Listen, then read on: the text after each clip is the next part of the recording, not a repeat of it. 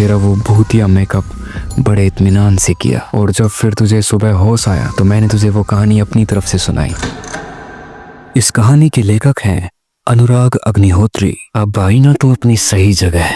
राहुल ने एक एक शब्द अपने दांतों से पीसते हुए नेहा से बोले। राहुल का ये रूप देखकर नेहा को एक तगड़ा झटका लगा। उसे बिल्कुल भी समझ नहीं आया था कि राहुल ऐसे क्यों बोल रहा है। उसके मुंह से बस ये ही शब्द निकले, राहुल तुम्हें क्या हो गया है, तुम ऐसे क्यों बोल रहे हो? बड़ी सती सावित्री बन रही है ना तू। बहुत नाटक कर लिया तूने, अब बस कर। मुझे तेरे बारे में सब सच पता चल चुका है। वो गुस्से में फुफकारते हुए बोला। राहुल प्लीज यार, मुझसे ऐसी बातें मत करो। मैं भला तुम्हारे साथ क्या ऐसा गलत करूंगी जो तुम मुझसे ऐसी बातें कर रहे हो? नेहा जोर से रो पड़ी। लगता है तू तब तक नहीं मानेगी जब तक कि मैं कच्चा चिट्टा खोल न दूं। अच्छा तो सुन। और फिर राहुल ने नेहा को अपनी गुस्से से लाल आंखों से घूरते हुए बोलना शुरू किया। तुझे याद है आज से कई एक महीने पहले मुझे मेरी जॉब के सिलसिले में दूसरे शहर जाना पड़ा था, जो मैं अक्सर जाता रहता था। और फिर उस काम को निपटा कर मैं 2 दिन बाद वापस घर लौट रहा था। उसी दिन तेरा बर्थडे था और मैं तुझे सरप्राइज देना चाहता था, इसीलिए मैंने तुझे अपने आने की खबर नहीं दी। लेकिन मुझे क्या पता था कि सरप्राइज तो तू मुझे देने वाली है। मैं जिस बस से आ रहा था वो रास्ते में ही ख़राब हो गई, जिसकी वजह से मैं रात के 1:30 बजे घर पहुंचा। अब इतनी रात हो गई थी तो मैंने सोचा तू सो गई होगी, लेकिन मैंने चाबी से फ्लैट का ऑटोमेटिक गेट खोल दिया। तुझे शायद पता नहीं था कि मेरे पास एक एक्स्ट्रा चाबी रहती है। क्या करूं, बैचलर लाइफ की आदतें जल्दी नहीं जाती। जब मैं चाबी से फ्लैट का गेट खोलकर अंदर आया तो सारे फ्लैट में अंधेरा था सिवाय बेडरूम के। पहले तो मैंने समझा कि शायद तूने अंधेरे में डर न लगे इसलिए रूम की लाइट ऑन की होगी, लेकिन मेरी गलतफहमी थोड़ी देर बाद ही दूर हो गई। जैसे ही मैं बेडरूम के पास आया तो मुझे कुछ आवाज़ें सुनाई दी।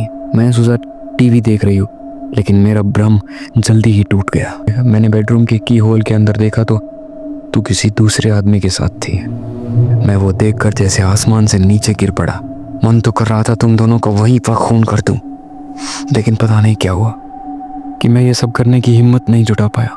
फिर मैंने अपने आप को संभाला और फिर मैं दरवाजे से कान लगाकर तुम दोनों की बात सुनने लगा। अगर उस रात मैंने दोनों की बात ना सुनी होती तो मैं इस समय तेरे सामने जिंदा ना खड़ा होता। तुम दोनों कमीने मिलकर मेरे मर्डर का प्लान बना रहे थे। तुम तो कब का मुझे कॉलेज टाइम के प्रेमी के साथ मिलकर ठिकाने लगा चुकी होती, लेकिन भला उस बस का जो खराब हो गई और मैं घर पे लेट पहुंचा। मैंने जब तुम दोनों की सारी बातें सुन ली फिर मुझे यकीन हो गया कि तू वो नहीं है जिसे मैं अग्नि के 7 फेरे लेकर लाया था, बल्कि तू कोई और है। बस फिर मैं जैसे आया था वैसे ही चुपचाप वहां से चला गया। और फिर वो रात मैंने एक होटल में काटी।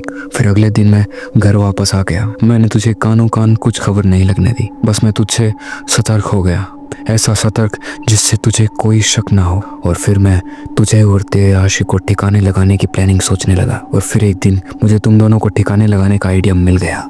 मुझे पता था कि 7 साल पहले तेरी बहन निधि की मौत हो चुकी थी। बस वहीं से मुझे आइडिया मिला। तुझे याद है जिस रात तूने मुझ पर हमला किया था?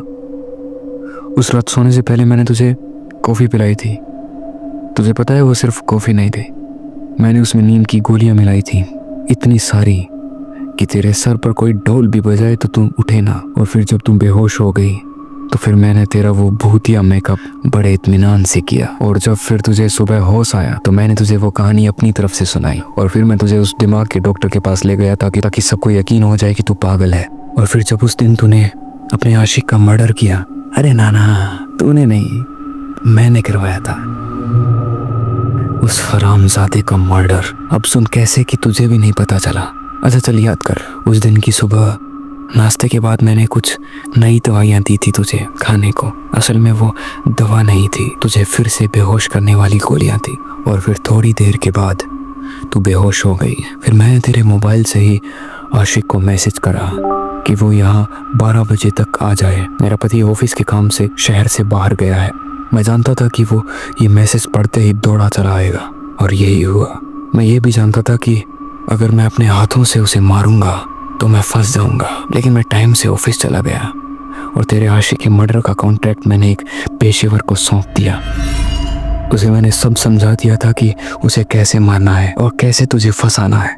फिर मैंने उसे फ्लैट पर 11 बजे ही भेज दिया, उसी चाबी के साथ। और फिर उसने अपना काम बड़ी सफाई से किया, एकदम परफेक्ट। उसके काम से खुश होकर मैंने उसे टिप भी दी थी। इसके आगे का तुझे सब पता ही है। और अब आई तेरी बारी। अगर मैं तुझे वहीं फ्लैट पे मरवा देता तो मैं ज़रूर फंसता, लेकिन मैंने ऐसा नहीं किया।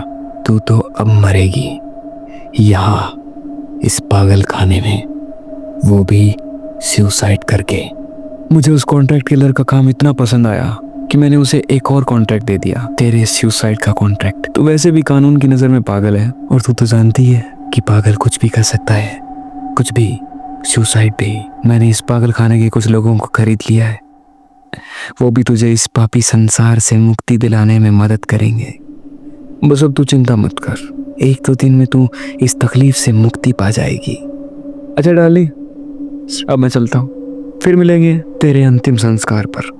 और ये बोलकर राहुल ने नेहा को गले लगा लिया और बोला, एक बार बेवफा के गले लगकर भी तो देखूं, पता तो चले ये साला दिल कितने जोर से धड़कता है। और फिर वो ठहाके मारकर हंसने लगा और फिर एकदम से चुप होकर रोते हुए बाहर की तरफ चला गया ताकि किसी को शक ना हो। उसके बाद नेहा राहुल के सामने जोर जोर से गिड़गिड़ाने लगी और अपने किए की माफी मांगने लगी, लेकिन राहुल पर इसका अब कोई असर नहीं था, क्योंकि उसका बदला पूरा हुआ।